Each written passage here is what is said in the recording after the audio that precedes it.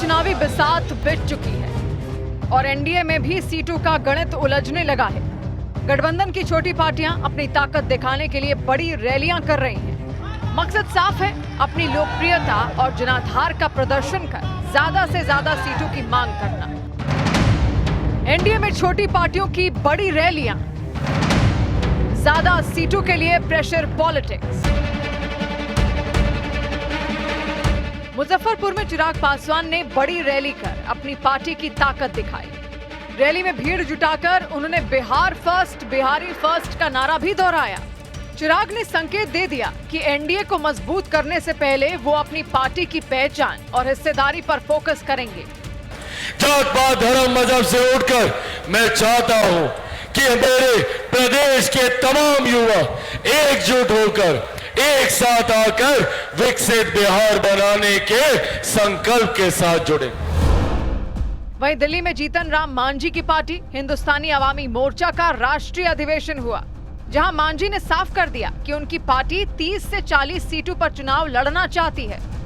देखिए, सब पार्टी, मैंने बोला ना कि पार्टी अपने हिसाब से अपने कार्यकर्ताओं के सामने मंच पर ये बात रखती है, लेकिन अभी इस तरह का कोई आधिकारिक बैठकें नहीं हुई है।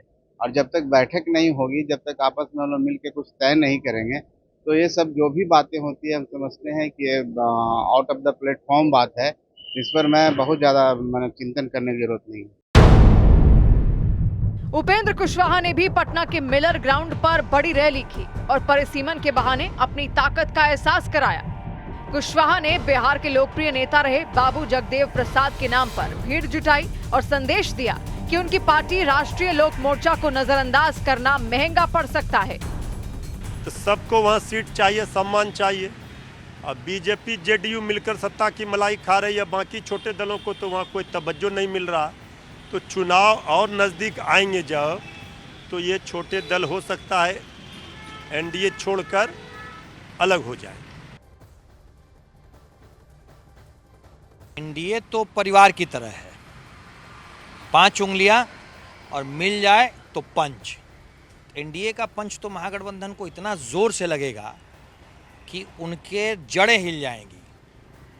हमारा परिवार एक निर्णय पे चलता है, परिवार में बैठ करके परिवार के लोग जो निर्णय ले लेंगे वो सब के लिए बाध्यता है, और ये हम सब जानते हैं। चुनावी बिगुल बजने के साथ ही बिहार की राजनीति दिलचस्प मोड़ पर आकर खड़ी हो गई है।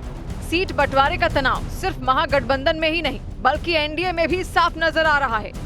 ऐसे में सवाल यही है कि क्या एनडीए सभी दलों को साथ लेकर सीटों का संतुलन साध पाएगा, या फिर दावेदारी की ये खींचतान नए सियासी समीकरणों को जन्म देगी।